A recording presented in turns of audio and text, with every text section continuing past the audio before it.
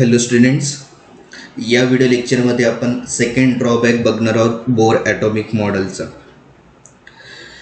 Second drawback आपल्याला काय सांगतोय की एक पर्टिक्युलर इलेक्ट्रॉन आहे आणि त्या पर्टिक्युलर इलेक्ट्रॉनकडे एक ड्युएल नेचर आहे. म्हणजे त्या पर्टिक्युलर इलेक्ट्रॉनकडे दोन टाईपचे नेचर आहे. ते दोन टाईपचे नेचर काय हे आपण पुढे बघणारच आहोत. क्लिअर आहे? ओके.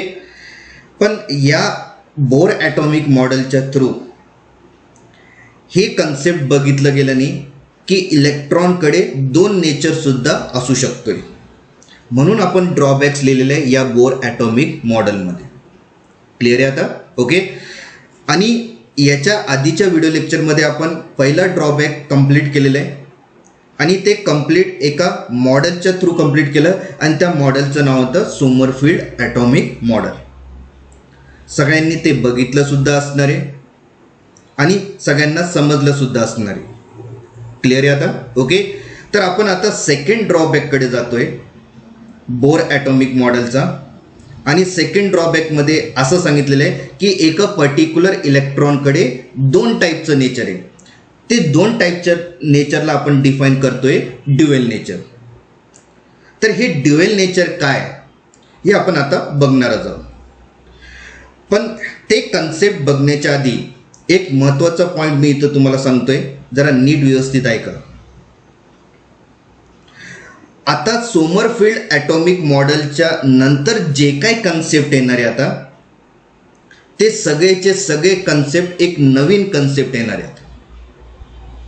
आणि जे नवीन कन्सेप्ट मी वर्ड यूज करतोय ते कन्सेप्ट एका फील्डच्या मुळे सांगतोय आणि त्या फील्डचं नाव आहे क्वांटम मेकॅनिक्स. तर क्वांटम मेकॅनिक्सच्या थ्रूच आता आपल्याला एक नवीन कन्सेप्ट बघायला भेटणार या पर्टिक्युलर ॲटॉमिक मॉडेलमध्ये.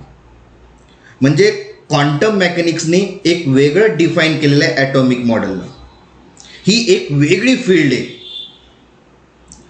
सोमरफिल्ड ॲटॉमिक मॉडेलपर्यंत जितके आपण मॉडेल्स बघितलेले आहेत ते सगळे क्लासिकल मेथड्स आहे, म्हणजे ओल्ड मेथड्स आहे. आणि सगळेचे सगळे क्लासिकल्स मेथड या क्वांटम मेकॅनिक्समध्ये कुठेही यूज होत नाही. ही एक वेगळी फील्ड आहे आणि या फील्डने ॲटॉमिक मॉडेलला वेगळं डिफाईन करून टाकलं आहे. तुम्हाला कुठेही रुदरफोर्डचा ॲटॉमिक मॉडेल यूज करताना दिसणार नाही. थॉम्सन ॲटॉमिक मॉडेलचा कन्सेप्ट यूज केला जाणार नाही. नंतर मग सोमरफिल्ड ॲटॉमिक मॉडेलचं यूज केलं जाणार नाही. कारण हे सगळे ॲटॉमिक मॉडेल क्लासिकल मेथड्स आहे आणि क्लासिकल मेथड कधीही क्वांटम मेकॅनिक्समध्ये यूज केलं जात नाही. कारण ही एक वेगळी फील्ड आहे. त्या वेगळी फील्ड असल्यामुळे आपल्याला एक नवीन कन्सेप्ट बघायला भेटणार आहे या पर्टिक्युलर ॲटॉमिक मॉडेलमध्ये. म्हणजे ॲटॉमिक मॉडेलला टोटली त्यांनी एक नवीन डिफाईन करून टाकलेलं आहे या फील्डच्या अकॉर्डिंग. तर काही कन्सेप्ट आपल्याला नवीन बघायला भेटणार आहे या क्वांटम मेकॅनिक्समध्ये. क्लिअर आहे? आणि जे काही प्रश्न तुम्हाला एक्झाममध्ये विचारले जातात तर या क्वांटम मेकॅनिक्सच्या थ्रूच विचारले जातात मोस्टली. आणि जर क्लासिकल मेथडमध्ये जर प्रश्न विचारले जातात तर फक्त बोरचंच विचारलं जातात, बाकी कुठलेही ॲटॉमिक मॉडेलचं एक्सप्लेनेशन विचारले जात नाही. क्लिअर आहे आता? ओके. तर मोस्टली आपल्याला आता एक नवीन कन्सेप्ट नवीन डिफाईन केलेलं भेटणार आहे ॲटॉमिक मॉडेलचं या फील्डमध्ये आणि त्या फील्डचं नाव आहे क्वांटम मेकॅनिक्स. तर कन्फ्यूज नका हो तिथं. जर मी ऑर्बिटलचं डेफिनेशन क्वांटम मेकॅनिक्सच्या थ्रू वेगळं सांगतोय आणि जे ओल्ड कन्सेप्टने ऑर्बिटलचं डेफिनेशन वेगळं दिलेलं आहे तर तुम्ही तिथं कन्फ्यूज होऊ शकताय. पण कन्फ्यूज अवॉइड करण्यासाठी मी आधीच तुम्हाला सांगून दिलेलं आहे की जे काही आपण आता आधीचे कन्सेप्ट बघितलेले आहेत सोमरफिल्ड ॲटॉमिक मॉडेलपर्यंत ते सगळे क्लासिकल्स मेथड्स होते. मग तिथं जे काही ऑर्बिटलचं डेफिनेशन दिलेलं होतं ते आपण ॲक्सेप्ट करणार आहे, पण क्लासिकल मेथडच्या थ्रू ॲक्सेप्ट करणार आहे. पण जर आपल्याला ऑर्बिटल एक नवीन डेफिनेशन देतोय या फील्डच्या अकॉर्डिंग तर ते फील्डचं नाव क्वांटम मेकॅनिक्सच्या थ्रू येणार आहे. आणि त्या फील्डच्या अकॉर्डिंग जे काय ऑर्बिटलचं डेफिनेशन दिलेलं आहे ते आपल्याला ॲक्सेप्ट करावं लागणार, कारण तिथं वेगळ्या सायंटिस्टनी डिफाईन केलेल्या ऑर्बिटलला या क्वांटम मेकॅनिकच्या फील्डच्या थ्रू. क्लिअर आहे आता? ओके. तर तिथं ऑर्बिटल जे काय डेफिनेशन आपण बघणार आहे ती एक नवीन डेफिनेशन बघणार आहे, आणि जे नवीन जी डेफिनेशन आलेली आहे ते या फील्डच्या अकॉर्डिंगच आलेली आहे, आणि त्या फील्डचं नाव आहे क्वांटम मेकॅनिक्स. तर ही एक वेगळी फील्ड आहे, ही एक वेगळी वर्ल्ड आहे ज्याच्यात ॲटॉमिक मॉडेलला नवीन कन्सेप्टच्या अकॉर्डिंग डिफाईन केलेलं आहे. तिथं कुठल्याही क्लासिकल मेथडचा यूज केलं गेलं नाही आहे. तर खूप महत्त्वाचा पॉईंट मी तुम्हाला सांगितलेलं आहे, जरा नीट व्यवस्थित ऐका आणि समजून घ्या. क्लिअर आहे आता? ओके. तर तिथं कन्फ्यूज नाही व्हायचं आहे. क्लिअर आहे? तर मी तिथं तुम्हाला सांगणार सुद्धा आहे की जे ऑर्बिटलचं मी डेफिनेशन सांगतोय ते क्वांटम मेकॅनिकच्या थ्रू सांगतोय, आणि कोणी डिस्कवर केलेले हे ऑर्बिटलला या क्वांटम मेकॅनिकच्या थ्रू ते सुद्धा मी सांगणार आहे तिथं. पण तिथं आपल्याला वेगळं डेफिनेशन बघायला भेटणार आहे ऑर्बिटलचं. क्लिअर आहे? ओके. तर तिथं क्लासिकल मेथडच्या थ्रू कुठलाही आपल्याला पॉईंट दिसणार नाही आहे. तिथं सगळेचे सगळे नवीन कन्सेप्ट, नवीन डेफिनेशन आपल्याला बघायला भेटणार आहे या क्वांटम मेकॅनिकच्या थ्रू. क्लिअर आहे? तर आपण एक वेगळ्या वर्ल्डमध्ये जातोय आता, आणि त्या वर्ल्डचं नाव आहे क्वांटम मेकॅनिक्स. क्लिअर आहे आता? तर जितके सायंटिस्ट तिथं येणार आहे त्या क्वांटम मेकॅनिक्समध्ये ते तुम्हाला कुठेही क्लासिकल मेथडमध्ये दिसणार नाही. क्लिअर आहे? ते फक्त एकच फील्डमध्ये दिसतील, आणि त्या फील्डचं नाव आहे क्वांटम मेकॅनिक्स.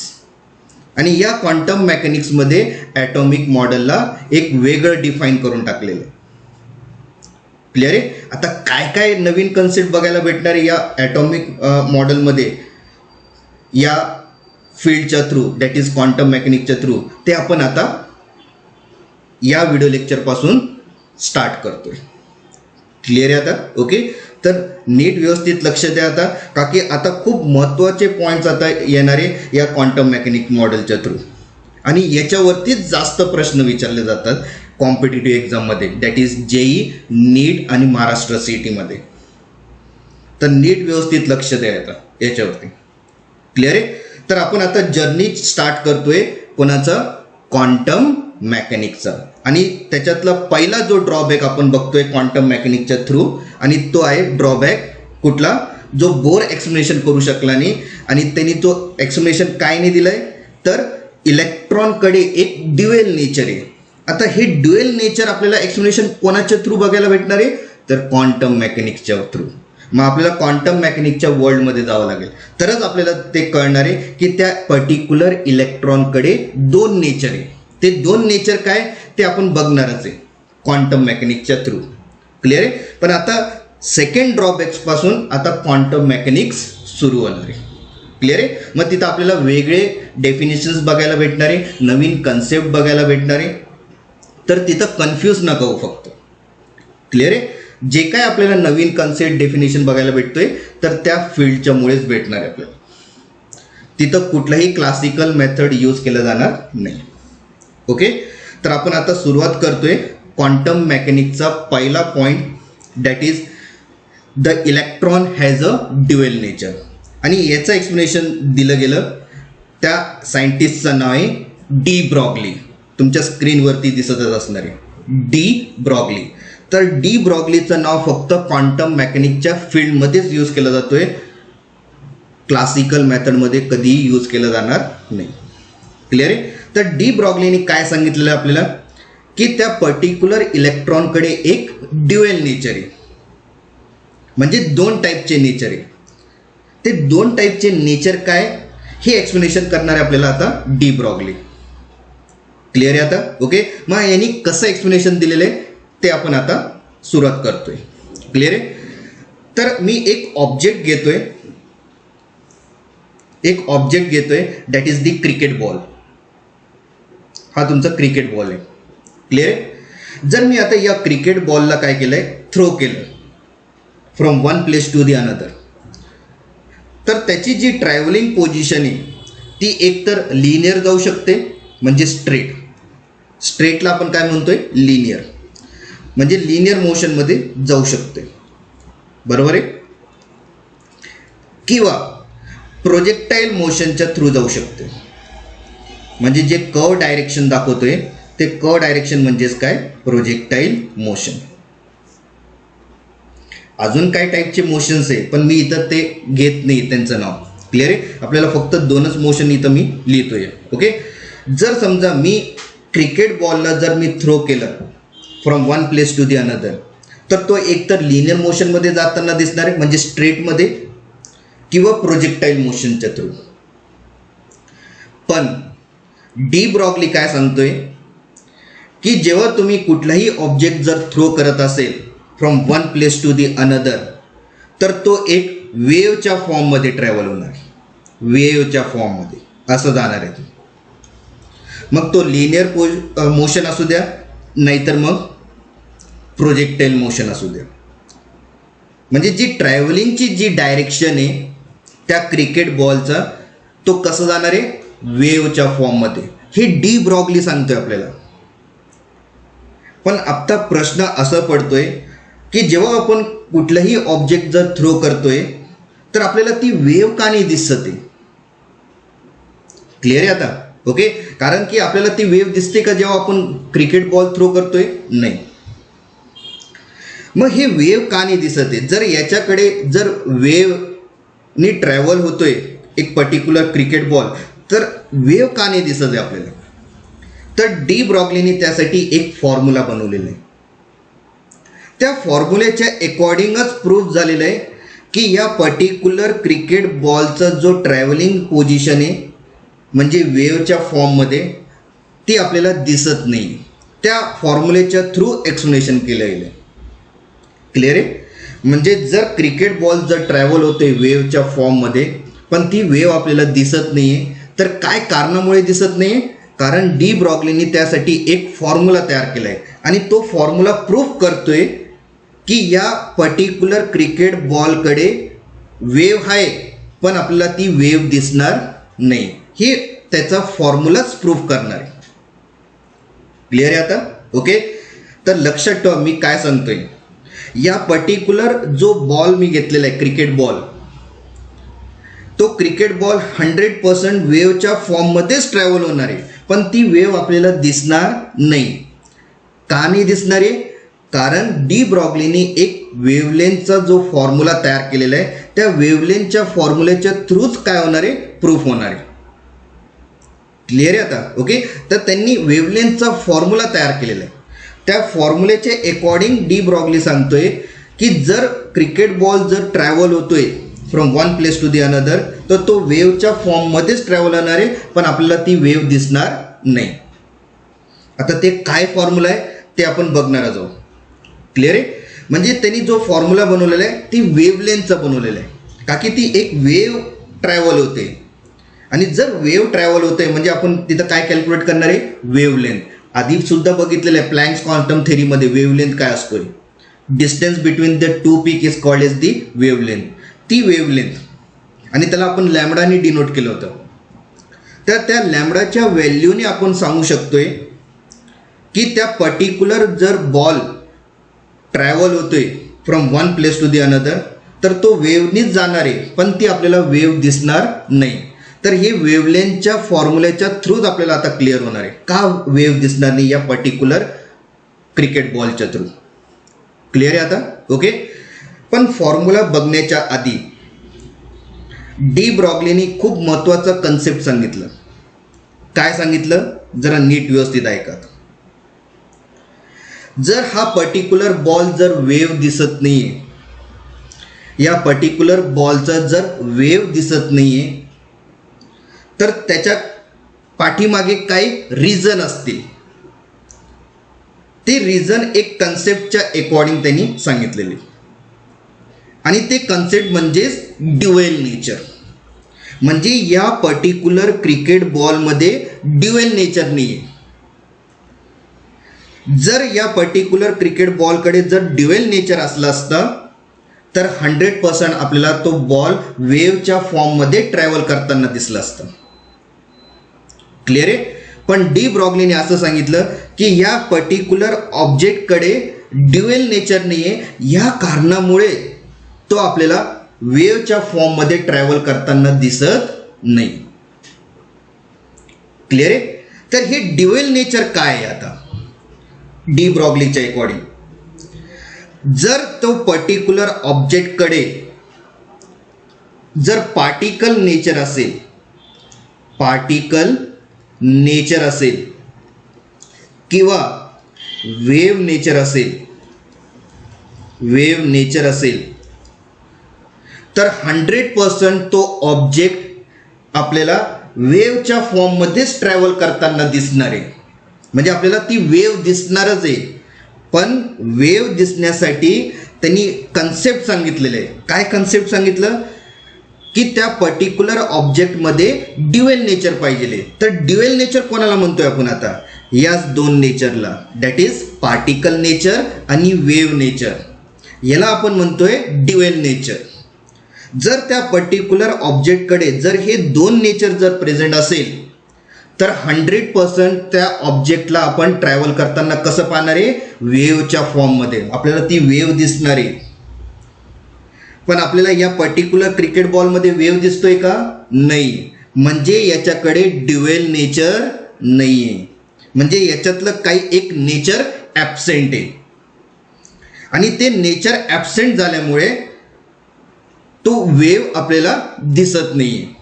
तर कुठला नेचर ॲब्सेंट या क्रिकेट बॉलमध्ये, तर वेव्ह नेचर. जो सेकंड पॉइंट आहे तो वेव्ह नेचर या क्रिकेट बॉलमध्ये नाही आहे, फक्त पार्टिकल नेचर आहे त्याच्याकडे. क्लिअर आहे.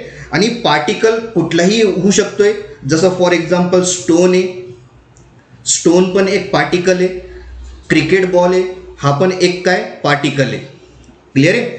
कारण की ते पार्टिकल ट्रॅव्हल होत आहेत, ते पार्टिकल्स काय होऊ शकत आहेत, ट्रॅव्हल होऊ शकत आहेत. पण जे पार्टिकल्स मी आत्ता सांगितलेलं आहे, that is the cricket ball किंवा स्टोन, जेव्हा ट्रॅव्हल करतात तर आपल्याला ती वेव्ह दिसत नाही. तर का नाही दिसत आहे, कारण त्या पर्टिक्युलर ऑब्जेक्ट म्हणजे क्रिकेट बॉल किंवा स्टोन यांच्याकडे ड्युएल नेचर नाही आहे. म्हणजेच या दोन टाईपच्या नेचरमधलं एक नेचर 100% ॲब्सेंट आहे, आणि तो नेचर म्हणजे कुठला, वेव्ह नेचर. म्हणजे त्यांच्याकडे फक्त पार्टिकल नेचर आहे. जर या क्रिकेट बॉल किंवा स्टोनकडे हे दोन नेचर जर प्रेझेंट राहिले असते तर 100% आपल्याला वेव्ह दिसला असता ट्रॅव्हल करताना. पण आपल्याला दिसतोय का क्रिकेट बॉल ट्रॅव्हल करताना वेव्हच्या फॉर्ममध्ये, नाही. कारण तो क्रिकेट बॉल किंवा स्टोन हे एक ड्युएल नेचर कॅरी करत नाही. क्लिअर आहे. म्हणजे त्या दोन टाईपमधले नेचरमधलं एक नेचर 100% ॲब्सेंट झाला आहे, आणि तो नेचर म्हणजे कुठला, वेव्ह नेचर. क्लिअर आहे. म्हणजे यांच्याकडे फक्त एकच नेचर आहे, कोणाकडे, क्रिकेट बॉल आणि स्टोनकडे. कुठला नेचर, तर पार्टिकल नेचर. क्लिअर आहे. आणि ड्युएल नेचर नसल्यामुळे हे वेव्हच्या फॉर्ममध्ये ट्रॅव्हल करत नाही. ट्रॅव्हल करत नाही म्हणजे आपल्याला ती वेव्ह दिसत नाही. ती वेव्हच्या फॉर्ममध्येच ट्रॅव्हल करते पण वेव्ह दिसत नाही, कारण त्यांच्याकडे फक्त एकच नेचर आहे, आणि त्या नेचरचं नाव आहे पार्टिकल नेचर. म्हणजेच आपल्याकडे जे पार्टिकल आहे इलेक्ट्रॉन, त्या पर्टिक्युलर इलेक्ट्रॉनकडे हे दोन नेचर प्रेझेंट आहे. आणि जेव्हा इलेक्ट्रॉन ट्रॅव्हल होतोय from one place to the another, तर तो आपल्याला वेव्हच्या फॉर्ममध्येच ट्रॅव्हल करताना दिसणार आहे, कारण त्या पर्टिक्युलर इलेक्ट्रॉनकडे हे दोन नेचर प्रेझेंट आहे. पार्टिकल नेचर तर आहेच, पण वेव्ह नेचर सुद्धा आहे. या कारणामुळे इलेक्ट्रॉनला आपण काय म्हणतोय, ड्युएल नेचर. हेच आहे ड्युएल नेचर. पार्टिकल नेचर आणि वेव्ह नेचरच म्हणजे काय, ड्युएल नेचर. आणि ज्या ऑब्जेक्टकडे जर हे ड्युएल नेचर असेल तर 100% तो कशा थ्रू ट्रॅव्हल करणार आहे, वेव्हच्या फॉर्ममध्ये. ते आपल्याला दिसणार सुद्धा आहे, ते वेव्हच्या फॉर्ममध्ये ट्रॅव्हल करतायत. क्लिअर आहे. पण क्रिकेट बॉल आपल्याला वेव्हच्या फॉर्ममध्ये ट्रॅव्हल करताना दिसतोय का, नाही. कारण त्या क्रिकेट बॉलकडे फक्त एकच नेचर प्रेझेंट आहे आणि तो नेचर म्हणजेच particle nature. Wave nature absent आहे. या कारणामुळे क्रिकेट बॉल जेव्हा ट्रॅव्हल होतोय तर त्याचं आपल्याला वेव्ह दिसत नाही. तर मग आपल्याकडे एकच पार्टिकलचं स्टडी करतोय आपण आणि ते कुठला आहे? इलेक्ट्रॉनचा. आणि या इलेक्ट्रॉनकडे 100% दोन नेचर प्रेझेंट आहे, पार्टिकल नेचर पण आणि वेव्ह नेचर पण. म्हणून इलेक्ट्रॉन जेव्हा ट्रॅव्हल करतोय from one place to the another तर तो एक वेव्हच्या फॉर्ममध्येच ट्रॅव्हल करताना दिसणार आपल्याला. क्लिअर आहे? म्हणजे आपल्याला आता या डी ब्रॉग्लीच्या ड्युएल नेचरवरून हे कळालंय की कुठला ऑब्जेक्ट वेव्हच्या फॉर्ममध्ये ट्रॅव्हल करू शकतोय आणि बघू शकतोय कधी, जर त्या पर्टिक्युलर ऑब्जेक्टकडे हे दोन नेचर प्रेझेंट असणार आहे, पार्टिकल नेचर आणि वेव्ह नेचर, ज्याला आपण ड्युएल नेचर म्हणतोय. जर त्या पर्टिक्युलर ऑब्जेक्टकडे जर हे दोन नेचर जर प्रेझेंट असेल तर 100% आपल्याला तो वेव्हच्या फॉर्ममध्येच ट्रॅव्हल करताना दिसणार आहे. क्लिअर झालं आता? आता हे कसं काय प्रूफ होतोय आता की इलेक्ट्रॉनकडे दोन टाईपचं नेचर आहे पण या क्रिकेट बॉल किंवा स्टोनकडे फक्त एकच टाईपचं नेचर आहे. तर त्याचा जो फॉर्म्युला आहे आता तो फॉर्म्युला आपल्याला आता एक्सप्लेनेशन देणार आहे. का की फॉर्म्युल्याच्या थ्रूच आपल्याला कळणार आहे की या पर्टिक्युलर इलेक्ट्रॉनकडे ड्युएल नेचर आहे पण या पर्टिक्युलर ऑब्जेक्ट जो आपण क्रिकेट बॉल घेतला आहे त्याच्यात फक्त एकच नेचर प्रेझेंट आहे. तर हे जे काय प्रूफ होणार आहे, ओके, हे जे काय प्रूफ होणार आहे ते प्रूफ अकॉर्डिंग टू दी फॉर्म्युलाच होणार आहे. म्हणजे आपल्याला फॉर्म्युला चेक करावा लागेल की काय कारणामुळे इलेक्ट्रॉनकडे दोन टाईपचं नेचर आहे पण या क्रिकेट बॉलकडे फक्त एकच टाईपचं नेचर आहे. ओके, मग ते फॉर्म्युला काय म्हटलेलं आहे डी ब्रॉग्लीने जरा नीट बघा. आता मी काय लिहितोय, जर आपल्याला वेव्ह चेक करायचं आहे म्हणजेच आपल्याला एक वेव्हलेंथ चेक करावं लागणार आहे आणि ती वेव्हलेंथ आपण कशाने डिनोट करतो? लॅम्बडाने. क्लिअर आहे? तर या लॅम्बडाचा जो फॉर्म्युला डी ब्रॉग्लीने बनवला तो काय बनवलेला आहे तर H/mv.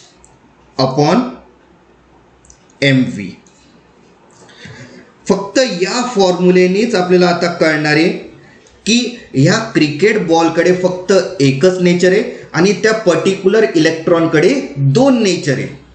हे कसं काय पॉसिबल आहे? तर या फॉर्म्युल्याच्या अकॉर्डिंग. फॉर्म्युला काय? Lambda is equals to H/mv. आपल्याला हा फॉर्म्युला खूप छोटा दिसतोय पण खूप महत्त्वाचा पॉईंट त्यांनी या फॉर्म्युल्याच्या थ्रू सांगितलेलं. आपल्याला काय सांगितलेलं आहे जरा नीट बघा. आता जर आपण या लॅम्बडाला वेव्हलेंथ म्हणतोय, वेव्हलेंथ, आणि वेव्हलेंथचं आपण डेफिनेशन लिहिलेलीच आहे. जर या वेव्हलेंथला मी जर कंपॅरिझन केलं या एमशी, आता या एम काय तर मास, म्हणजे मी वेव्हलेंथला कोणाशी कंपॅरिझन करतोय? मासशी. कारण जे काही वेव्हलेंथ आपल्याला चेंजेस दिसणार आहे ते अकॉर्डिंग मासच्या थ्रूच दिसणार आहे. जसं मास चेंज होणार आहे तसंच वेव्हलेंथ सुद्धा चेंज होणार आहे. क्लिअर आहे आता? ओके, आता खूप महत्त्वाचा पॉईंट सांगितलेलं आहे डी ब्रॉग्लीने की जर समजा lambda is equals to M राहिला असता, तर जर मी लॅम्बडाला वाढवलं तर 100% एम पण काय होणार आहे? वाढणार आहे. कारण लॅम्बडा आणि एम हे दोघी इक्वल होत आहेत. इक्वल होत आहेत. आणि जर लॅम्बडा आणि एम व्हॅल्यू जर दोघी इक्वल झाले तर मी जर लॅम्बडाला इन्क्रीज केलं तर एम पण सुद्धा काय होणार आहे? इन्क्रीज होणार आहे. ज्याला आपण डायरेक्टली प्रोपोर्शनल म्हणतो. Directly proportional. क्लिअर आहे? डायरेक्टली प्रोपोर्शनल कधी म्हणतो? जेव्हा दोन व्हॅल्यू जी चेंज होते, जसं आता हे लॅम्बडा आणि एम व्हॅल्यू ही चेंजच होणार आहे. जर ही दोघी व्हॅल्यू इक्वल झाले तर आपण असं सांगणार आहे की जर लॅम्बडा वाढलं तर एम पण काय होणार आहे? वाढणार आहे. याला आपण काय म्हणतोय? Directly proportional. म्हणजे हे एक दुसऱ्यावरती डिपेंड आहे. का एक दुसऱ्यांवरती डिपेंड आहे? कारण दोघी काय? इक्वल आहे.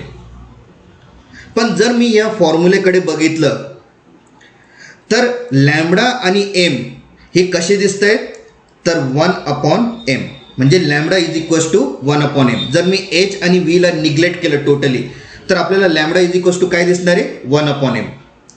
तर मला सांगा हा lambda is equals to M आपल्याला दिसतोय का, नाही, का की आता एम 1/m मध्ये चाललं गेलंय. जर तुम्ही लॅम्बडाला वाढवलं तर एम आता वाढणार नाही, कारण जो मास जो घेतलेला आपण या फॉर्म्युलेमध्ये तो 1/m मध्ये घेतलेला आहे. जर तुम्ही मास वाढवताय तर एम वाढणार नाही, अजून काय होणार आहे, कमी होणार आहे. क्लिअर आहे.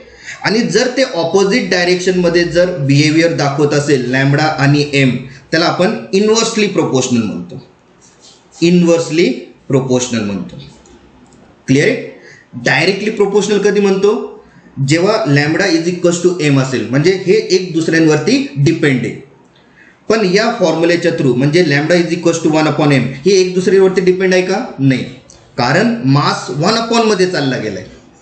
जर 1/m मध्ये चाललं गेलं म्हणजेच हे जे दोघांचा जो बिहेवियर आहे लॅम्बडा आणि मासचा तो ऑपोजिट डायरेक्शनमध्ये जाणार आहे. जर तुम्ही लॅम्बडाला वाढवताय तर एम काय होईल, कमी होईल. जर तुम्ही लॅम्बडाला कमी केलं तर एम काय होणार आहे, वाढणार आहे. म्हणजे ऑपोजिट डायरेक्शनमध्ये जातोय. क्लिअर आहे, ऑपोजिट डायरेक्शनमध्ये जात आहे. पण जेव्हा lambda is equals to M होईल तर म्हणजे तो डायरेक्टली प्रोपोर्शनल होणार आहे. म्हणजे जर लॅम्बडा वाढवला तर एम सुद्धा वाढणार आहे. जर लॅम्बडा कमी केला तर एम सुद्धा काय होणार आहे, कमी होणार आहे. कारण ते दोघी इक्वल आहे म्हणून आपण सेम डायरेक्शन दाखवतोय. पण lambda is equals to 1/m मध्ये बघितलं तर दोघांचं डायरेक्शन काय होणार आहे, ऑपोजिट जाणार आहे. मग या फॉर्म्युलेमध्ये आता आपल्याला हे कळतंय की लॅम्बडा आणि एम हे एक दुसऱ्याचे ऑपोजिट आहे. आणि ऑपोजिटला वर्ड काय यूज केलं आहे मी आता, इन्व्हर्सली प्रोपोर्शनल. काय यूज केलेलं आहे, इन्व्हर्सली प्रोपोर्शनल. क्लिअर आहे. पण जर मास आपण वाढवतोय तर 100% लॅम्बडा काय होणार आहे, कमी होणार आहे. म्हणजे मास वाढला तर वेव्हलेंथ काय होणार आहे, कमी होणार आहे. आणि जर मास कमी केला तर वेव्हलेंथ काय होणार आहे, वाढणार आहे. कारण की या फॉर्म्युलेच्या थ्रू आपल्याला हे कळते दोघांचं बिहेवियर. आत्ताच मी सांगितलं lambda is equals to 1/m होते म्हणजे ते दोघे ऑपोजिट डायरेक्शनला जाणार आहे. त्याला आपण इन्व्हर्सली प्रोपोर्शनल म्हणतोय. आणि इन्व्हर्सली प्रोपोर्शनल कोणाला म्हणतोय, जर एक वस्तू जर वाढत असेल तर दुसरी वस्तू काय होणार आहे, कमी होणार आहे, ऑपोजिट डायरेक्शनमध्ये जाणार आहे. तर लॅम्बडा आणि एम हे दोघी काय होतील, ऑपोजिट डायरेक्शनला जातील. आता आपण आपल्या कन्सेप्टकडे येतोय. कन्सेप्टकडे आपण काय बघितलं की क्रिकेट बॉल जेव्हा ट्रॅव्हल होतोय from one place to the another तर त्या क्रिकेट बॉलचं वेव्ह आपल्याला का नाही दिसत आहे. पण जेव्हा इलेक्ट्रॉन ट्रॅव्हल होतोय वेव्हच्या फॉर्ममध्ये तर ती वेव्ह आपल्याला दिसते. हे कशामुळे दिसते, तर या फॉर्म्युलेच्या अकॉर्डिंगच. कळालंय. आता जर आपला ऑब्जेक्ट वेव्हच्या फॉर्ममध्ये जाते म्हणजे आपल्याला वेव्हलेंथ चेक करावा लागणार आहे. ज्याचा वेव्हलेंथ म्हणजे हा जो पीक आहे या पीकचा जो डिस्टन्स असणार आहे, जर हा डिस्टन्स वाढला तर 100% आपल्याला पीक दिसणार आहे. म्हणजे वेव्हलेंथची व्हॅल्यू जर वाढली तर 100% आपल्याला ती वेव्ह दिसणार आहे. पण जर समजा लॅम्बडाची व्हॅल्यू कमी होते म्हणजे अजून खूपच कमी होते, एक्सपेक्टेडपेक्षा पण कमी होते, म्हणजे आपल्याला ती वेव्ह दिसणार नाही. क्लिअर आहे. तर या फॉर्म्युलेनेच आता क्लिअर होणार आहे. बघा जरा आता, जर मी समजा क्रिकेट बॉलचा मास x धरला आणि इलेक्ट्रॉनचा मास जर y धरला तर मला सांगा कोणाचा मास जास्त आहे. एक्सच जास्त असणार आहे as compared to the Y. Clear आहे. आणि जर मी समजा एक्सचं मास म्हणजेच क्रिकेट बॉलचं मास जर मी या एम व्हॅल्यूमध्ये टाकलं, ओके, एम व्हॅल्यूमध्ये टाकलं तर आपल्याला लॅम्बडा व्हॅल्यू कशी दिसणार आहे, कमी दिसेल की जास्त दिसणार आहे? जर आपण एक्सचा मास जर जास्त धरलाय म्हणजेच हा जो पहिला रिलेशन लिहिलेला आहे मी जो ब्रॅकेट करतोय बघा, जर आपण मास जर जास्त ठेवतोय म्हणजे एक्स, तर 100% तो लॅम्बडाची व्हॅल्यू काय होते? कमी होतोय. आणि जर लॅम्बडाची व्हॅल्यू कमी होतोय म्हणजे त्या दोन पीकचा जो डिस्टन्स आहे तो कमी होतोय. आणि जर ती डिस्टन्सच कमी झाली तर आपल्याला ती वेव्ह दिसणार आहे का? नाही. जर आपल्याला मोठे पीक्स दिसतील म्हणजेच आपल्याला वेव्ह दिसतोय. पण या मासच्या according that is the cricket बॉलचा जो मास आहे जो मी एक्स धरलेला आहे त्या एक्सचा मास तर या फॉर्म्युलेमध्ये जास्त होतोय.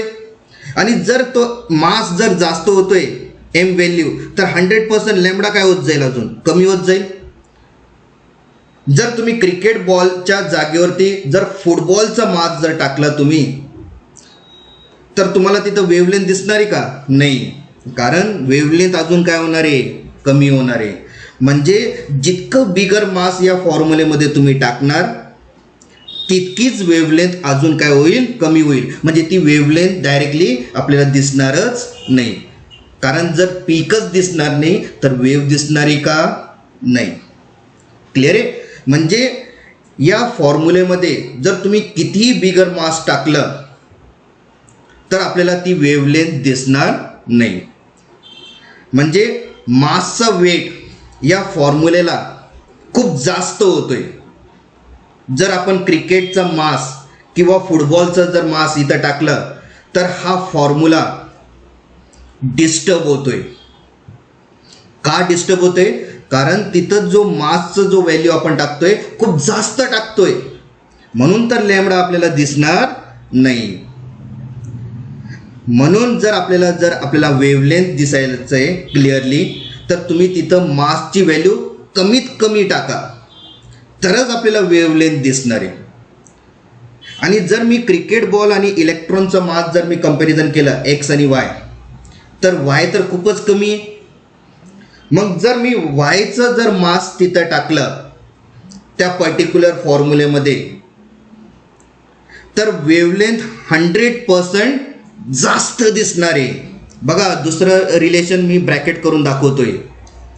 जर मास कमी झाला तर तुमचा वेव्हलेंथ वाढतोय. म्हणजे दोन डिस्टन्सचा जो पीक आहे त्या दोन डिस्टन्सचा जो पीक आहे तो वाढणार आहे. म्हणजे पीक जास्त दिसणार आहे. जर पीक जास्त दिसतोय म्हणजेच त्या इलेक्ट्रॉनचा वेव्ह आपल्याला क्लिअरली दिसणार आहे. कारण तिथं जो मासची व्हॅल्यू आपण टाकले ती खूपच कमी टाकलेली as compare to the cricket ball. का की इलेक्ट्रॉनचा मास आपण किती घेतो? 9.1 इंटू 10⁻⁻27 kg. -27 kg मायनसमध्ये घेतोय म्हणजे मास खूपच कमी टाकले आपण इथं. जर मास कमी टाकताय तर वेव्हलेंथ 100% काय होणार आहे? जास्त होणार आहे. क्लिअर आहे? कधीही क्रिकेट बॉलचा मास आपण -27 लिहू शकतोय का? नाही. तिथं मास त्या क्रिकेट बॉलचा काय खूप जास्त आहे. जर तुम्ही मास जास्त टाकणार तर तुमचा वेव्हलेंथ कमी होणार आहे. क्लिअर आहे? आणि जितकं कमी मास टाकणार तितकीच वेव्हलेंथ काय असणार आहे? जास्त दिसणार आहे. म्हणजे ती वेव्ह आपल्याला क्लिअरली दिसणार आहे. जर पीक क्लिअरली दिसतील तर वेव्ह सुद्धा क्लिअरली दिसतील. इथपर्यंत क्लिअर झालं आता? ओके. तर आपल्याला आता हे कळालंय की इलेक्ट्रॉनकडे आता वेव्ह नेचर होऊ शकतोय या फॉर्म्युलेच्या थ्रू. कारण या फॉर्म्युलेमध्ये जसं मी इलेक्ट्रॉनचा मास टाकलं मला वेव्हलेंथ जास्त दिसलं. म्हणजेच या इलेक्ट्रॉनकडे वेव्ह नेचर आहे. पार्टिकल तर आपण म्हणतोच आहे, इलेक्ट्रॉनला आपण पार्टिकल म्हणतोच आहे, पण त्या इलेक्ट्रॉनकडे वेव्ह नेचर सुद्धा आहे. हे कशाने प्रूव्ह झालंय? तर या फॉर्म्युलेच्या थ्रू. क्लिअर आहे आता? कारण जेव्हा मी इलेक्ट्रॉनचं मास या फॉर्म्युलेमध्ये टाकलं मला वेव्हलेंथ जास्त दिसलं. पण जसं मी क्रिकेट बॉलचं मास टाकलं वेव्हलेंथ काय झालं? कमी झालं. मग जर वेव्हलेंथ कमी झालं म्हणजेच आपल्याला वेव्ह दिसणारी का? नाही. म्हणजे या क्रिकेट बॉलकडे वेव्ह नेचर ॲब्सेंट आहे. फक्त काय प्रेझेंट आहे? Particle nature. मग फक्त पार्टिकल जर नेचर असेल मग तो आपल्याला वेव्ह दिसणार नाही. मग आता वेव्ह आपल्याला कशामध्ये दिसणार आहे आता या फॉर्म्युलेच्या थ्रू? इलेक्ट्रॉनचा वेव्ह. कारण तिथं इलेक्ट्रॉनचा मास खूपच कमी आहे आणि जितकं मास तुम्ही इथं कमी टाकत जाणार आहे तितकीच वेव्हलेंथ आपल्याला क्लिअरली दिसणार आहे.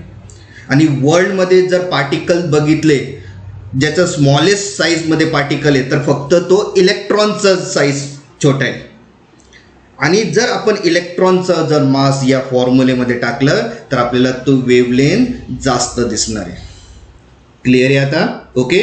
म्हणजेच आता या फॉर्म्युलेवरून म्हणजेच डी ब्रॉग्लीने आपल्याला खूप महत्त्वाचा कन्सेप्ट सांगितलं आहे. जर तुमचं इलेक्ट्रॉन न्यूक्लियसच्या बाहेर जर फिरत असेल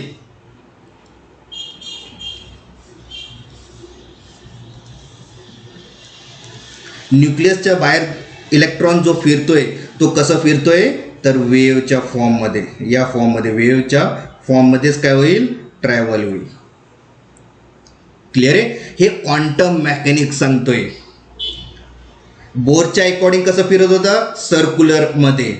पण क्वांटम मेकॅनिक्समध्ये आता तो कसं फिरत असेल? वेव्हच्या फॉर्ममध्ये. क्लिअर आहे? म्हणजे जे न्यूक्लियसच्या बाहेर जो इलेक्ट्रॉन जो फिरणार आहे तो कसं फिरणार आहे आता? वेव्हच्या फॉर्ममध्ये. जसं मी आता इथं डायग्राम दाखवलेलं आहे. आता का वेव्हच्या फॉर्ममध्येच फिरणार आहे हा इलेक्ट्रॉन? तर या डी ब्रॉग्लीच्या फॉर्म्युलेच्यामुळे. कारण जेव्हा मी इथं मास व्हॅल्यू टाकतोय इलेक्ट्रॉनचा तर मला वेव्हलेंथ जास्त दिसतोय. ज्याचा वेव्हलेंथ जास्त त्याचा वेव्ह नेचर पण काय असणार आहे? जास्त. मग ते आपल्याला क्लिअरली दिसतील. ते इलेक्ट्रॉन कुठल्या डायरेक्शनमध्ये फिरतायत तर वेव्हच्या फॉर्ममध्येच ते फिरतायत. क्लिअर आहे? म्हणजे न्यूक्लियसच्या बाहेर जो इलेक्ट्रॉन सर्क्युलर जे आपण म्हणत होतं आता ते सर्क्युलर नाही आहे क्वांटम मेकॅनिक्सच्या थ्रू. आता ते कसे फिरतील? न्यूक्लियसच्या बाहेर वेव्हच्या फॉर्ममध्ये फिरतील. आणि हे प्रूफ या फॉर्म्युलेच्या थ्रू झालेलं आहे. क्लिअर आहे आता? ओके. तर तुम्हाला एक महत्त्वाचा पॉईंट मी इथं काय केलेलं आहे? एक्सप्लेनेशन दिलेलं आहे की इलेक्ट्रॉनकडे ड्युएल नेचर कसं काय पॉसिबल झालं तर या फॉर्म्युलेच्या अकॉर्डिंग. क्लिअर आहे आता? ओके. सगळ्यांना क्लिअर झाला असेल? ओके. आता मी डेरिवेशनकडे जातोय की हा फॉर्म्युला कसं तयार केला आहे. ओके. तर हा जो फॉर्म्युला जो lambda is equals to the H/mv हा जो डी ब्रॉग्लीने जो फॉर्म्युला बनवलेला आहे तो फॉर्म्युला दोन सायंटिस्टच्या अकॉर्डिंग बनवलेला आहे. ओके. दोन सायंटिस्ट कुठले तर आइन्स्टाईन आणि प्लँक्स. आइन्स्टाईन आणि प्लँक्स. आइन्स्टाईन आणि प्लँक्सने पण सुद्धा लॅम्बडा व्हॅल्यू बनवलेली होती. पण जी लॅम्बडा व्हॅल्यू बनवलेली होती ती एक रेडिएशनसाठी बनवलेली आहे. कोणासाठी? रेडिएशनसाठी. पण डी ब्रॉग्लीने जो वेव्हलेंथचा जो फॉर्म्युला बनवलेला आहे म्हणजे लॅम्बडा व्हॅल्यू ते इलेक्ट्रॉनसाठी बनवलेलं आहे फक्त. कोणासाठी? इलेक्ट्रॉनसाठी. मग प्लँक्स आणि आइन्स्टाईननी जो वेव्हलेंथचा जो फॉर्म्युला बनवलेला तो सेमच बनवला होता जो डी ब्रॉग्लीने बनवलेला आहे. म्हणजे प्लँक्स आणि आइन्स्टाईननी काय फॉर्म्युला बनवलं होतं? लॅम्बडाची व्हॅल्यू H/mc बनवलं होतं. हे जे फॉर्म्युला जो तयार केलेला आहे हे दोन सायंटिस्टने तयार केलेलं आहे. एक प्लँक्स आणि एक आइन्स्टाईन. या दोघांच्या थ्रू हा फॉर्म्युला तयार केला होता लॅम्बडा व्हॅल्यू. आणि जे लॅम्बडा व्हॅल्यू या दोघांनी जो तयार केला होता तो सेमच तयार केला कोणी? डी ब्रॉग्लीने. आणि जसं सेम झाला या दोघांचा फॉर्म्युला तर डी ब्रॉग्लीचा फॉर्म्युला काय झाला? करेक्ट झाला. पण तो जो डी ब्रॉग्लीचा जो फॉर्म्युला आहे ते करेक्ट फक्त इलेक्ट्रॉनसाठी आहे. आणि जे प्लँक्स आणि आइन्स्टाईननी जो वेव्हलेंथचा जो फॉर्म्युला बनवला होता ते फक्त रेडिएशनसाठी करेक्ट आहे. क्लिअर आहे? दोघी फॉर्म्युले ॲट अ टाइम करेक्ट झाले. का करेक्ट झाले? का की आइन्स्टाईन आणि प्लँक्सने सुद्धा तो वेव्हलेंथचा फॉर्म्युला सेम बनवला ॲज इट इज जो डी ब्रॉग्लीने बनवला. आणि जसं डी ब्रॉग्लीने जो फॉर्म्युला बनवला क्वांटम मेकॅनिक्सच्या थ्रू लॅम्बडा व्हॅल्यू ती सेम झाली कोणासारखी? प्लँक्स आणि आइन्स्टाईनचा जो फॉर्म्युला आहे lambda is equals to H/mc तोच फॉर्म्युला सेम तयार झाला क्वांटम मेकॅनिक्समध्ये सुद्धा. आणि ते कुठलं आहे? Lambda is equals to H/mv. Clear आहे. म्हणजे हा जो फॉर्म्युला तयार केलेला आहे, मी जो सर्कल ड्रॉ करतोय,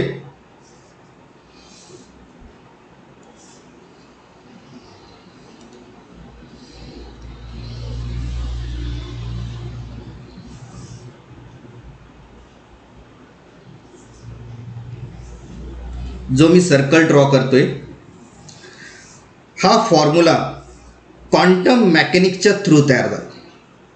क्वांटम मेकॅनिक्सच्या थ्रू तयार झाला. क्लिअर आहे. आणि हे क्लासिकल मेथडच्या थ्रू तयार झाला. हा जो फॉर्म्युला आहे, हा फॉर्म्युला क्लासिकल मेथडच्या थ्रू तयार झाला. म्हणजे जे ओल्ड मेथडमध्ये ऑलरेडी लॅम्बडाची व्हॅल्यू कॅल्क्युलेट होती, ती लॅम्बडा व्हॅल्यू या क्वांटम मेकॅनिक्सच्या थ्रू सेम तयार झाली. या कारणामुळे हा जो वेव्हलेंथचा जो फॉर्म्युला आहे क्वांटम मेकॅनिक्सच्या थ्रू, ते करेक्ट प्रूफ झाला. क्लिअर आहे. पण जो वेव्हलेंथचा जो फॉर्म्युला तो तयार केला गेला, तो फक्त इलेक्ट्रॉनसाठीच तयार केला गेला, आणि ते पण क्वांटम मेकॅनिक्समध्ये. आणि जसं आपण क्वांटम मेकॅनिक्सच्या बाहेर येणारे म्हणजे आईन्स्टाईन आणि प्लँकच्या थ्रू जर आपण लॅम्बडा व्हॅल्यू बघितली, पण ती लॅम्बडा व्हॅल्यू कोणासाठी आहे, तर रेडिएशनसाठी. क्लिअर आहे. म्हणजे क्वांटम मेकॅनिक्सच्या थ्रू सुद्धा हा लॅम्बडा व्हॅल्यू कॅल्क्युलेट केला गेला, आणि ते सेम कॅल्क्युलेट केला गेला जो प्लँक्स आणि आईन्स्टाईननी कॅल्क्युलेट केलं होतं. म्हणून डी ब्रॉग्लीचा फॉर्म्युला काय झाला, करेक्ट झाला. ओके. मग हे फॉर्म्युला कसं तयार केलं या प्लँक्स आणि आईन्स्टाईननी, ते बघतोय. जे काय प्रोसिजर प्लँक्स आणि आईन्स्टाईननी यूज केलं हे फॉर्म्युला तयार करण्यासाठी, सेम प्रोसिजर डी ब्रॉग्लीनी सुद्धा यूज केली होती. पण जो वेव्हलेंथ त्यांनी काढलं ते फक्त इलेक्ट्रॉनसाठी काढलं. ओके. क्लिअर आहे. मग हे फॉर्म्युला कसं तयार केलं, lambda is equals to h/mc.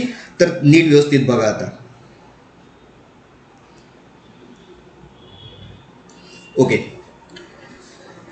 आईन्स्टाईनच्या according जेव्हा आपण थ्रो करतो कुठलाही पार्टिकल, जो क्रिकेट बॉल असू द्या नाहीतर मग स्टोन असू द्या, त्याची जी एनर्जी असणार आहे ट्रॅव्हल करताना, ते आपल्याला कॅल्क्युलेटेड व्हॅल्यू दिलेली आहे, फॉर्म्युला दिलेला आहे आईन्स्टाईननी. काय, E is equals to mc². सगळ्यांनीच ऐकलेलं असेल, E is equals to mc². आणि प्लँक्सनी आपल्याला अजून एक एनर्जीचा फॉर्म्युला दिला होता, ते पण वेव्हचे एनर्जी.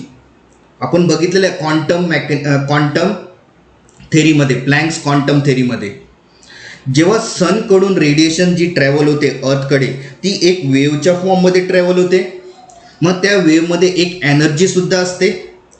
ती एनर्जी आपण कॅल्क्युलेट सुद्धा केलेली आहे, आणि त्याचा फॉर्म्युला सुद्धा आपण बघितलेला आहे. काय फॉर्म्युला होता वेव्हच्या अकॉर्डिंग एनर्जीचा formula, E is equals to hν. मी घेऊन जातोय तिथं, तुम्हाला दाखवतो. प्लँक्स क्वांटम थेरीमध्ये हा फॉर्म्युला आपण बघितला की नाही. क्लिअर आहे.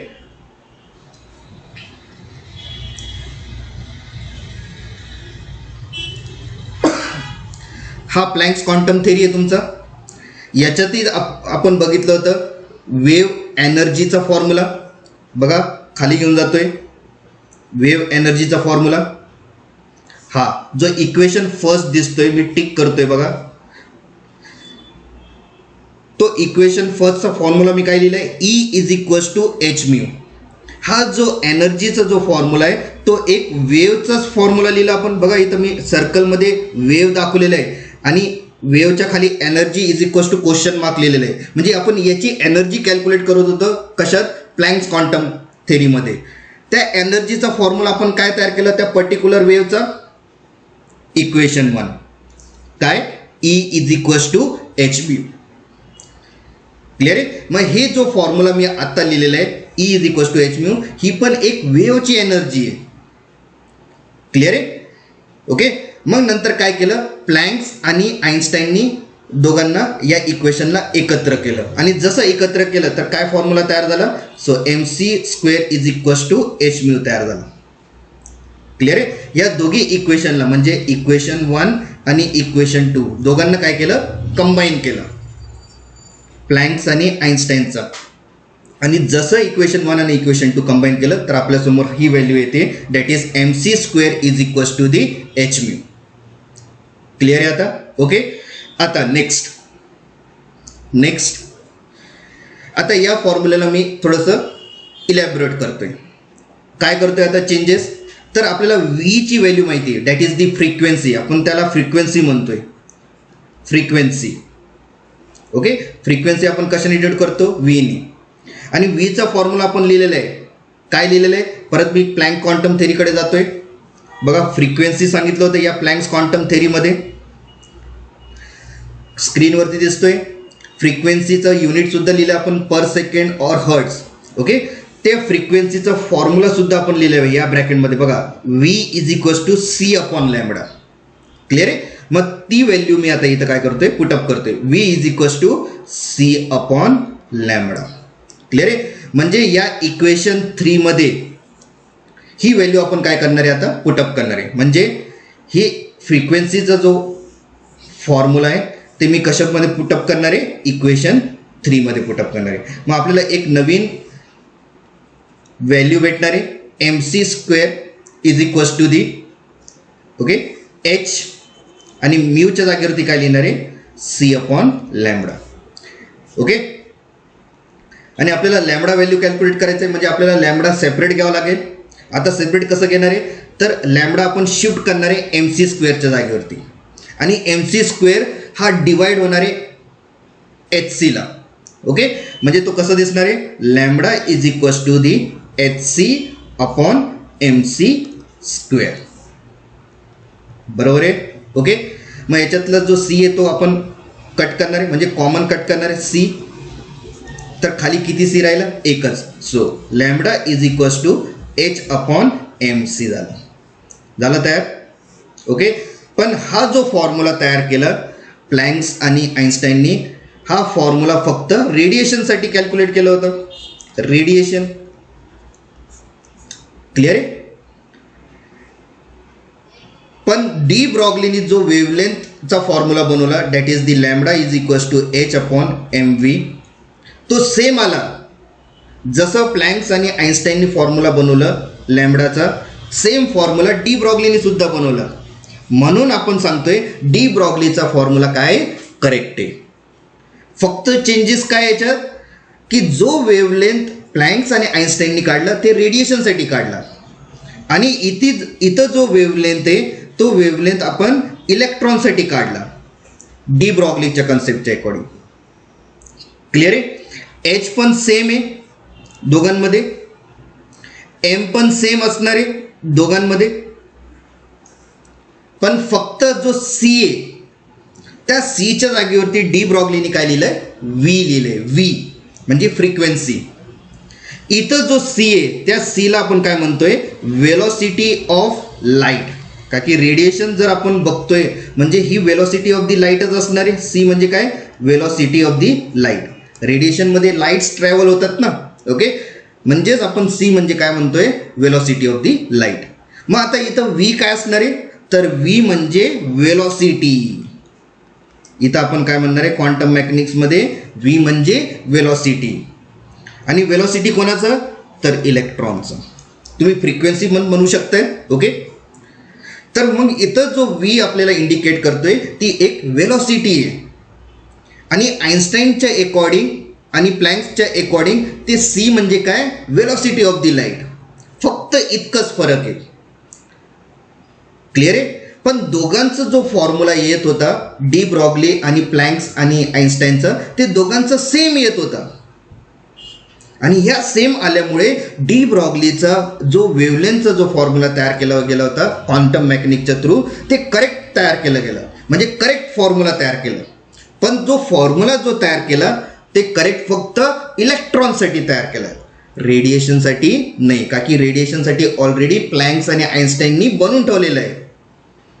क्लिअर आहे आता. ओके, का डी ब्रॉग्ली वेव्हलेंथचा फॉर्म्युला करेक्ट झाला, कारण जे फॉर्म्युला जे बनवलं होतं डी ब्रॉग्लीनी ते सेम फॉर्म्युला बनवलं ॲज आइन्स्टाईन आणि प्लँकस्टाईननी बनवलेले. क्लिअर आहे. त्याच्यामुळे डी ब्रॉग्लीचा फॉर्म्युला झाला करेक्ट. ओके, तर हे प्रूफ केलं आपण फॉर्म्युलासुद्धा अकॉर्डिंग टू दी प्लँक्स आणि आइन्स्टाईनच्या थ्रू. ओके, तर मी हा व्हिडिओ लेक्चर इथं काय करतोय, स्टॉप करतोय. तर हा व्हिडिओ लेक्चर होता ड्युएल नेचरवरती, आणि जो ड्युएल नेचरचा जो एक्सप्लेनेशन केला गेला होता तो एकच सायंटिस्ट होता, त्याचं नाव आहे डी ब्रॉग्ली, पण क्वांटम मेकॅनिकच्या फील्डच्या अकॉर्डिंग. क्लिअर आहे. तर तुम्हाला या व्हिडिओ लेक्चरमध्ये कुठेही प्रॉब्लेम आला असेल एक्सप्लेनेशनमध्ये तर मला नक्कीच इन्फॉर्म करा. ओके. आणि हे लक्षात घ्या जेव्हा तुम्ही व्हिडिओ लेक्चर बघताना की इलेक्ट्रॉनकडे हे दोन नेचर कसे आलेत आणि जो पार्टिकल या किंवा ऑब्जेक्ट मी घेतला होता क्रिकेट बॉल त्याच्याकडे का एकच नेचर प्रेझेंट आहे, त्याच्याकडे का एकच नेचर प्रेझेंट आहे. ह्या व्हिडिओ लेक्चरमध्ये तुमचं सगळं क्लिअर होऊन जाणार. त्याच्याकडे जास्त लक्ष द्या. क्लिअर आहे आता. ओके. आणि त्यानंतर जसं तुमचा कन्सेप्ट क्लिअर झालं तर मग फॉर्म्युला कसं तयार केलं त्यांनी ते नंतर बघायचं. क्लिअर आहे. पहिले एक्सप्लेनेशन बघा आणि नंतर मग फॉर्म्युलेज बघा कसं तयार केलं आहे डी ब्रॉग्ली. ओके. क्लिअर आहे. तर मी हा व्हिडिओ लेक्चर इथं स्टॉप करतोय. ओके. थँक्यू.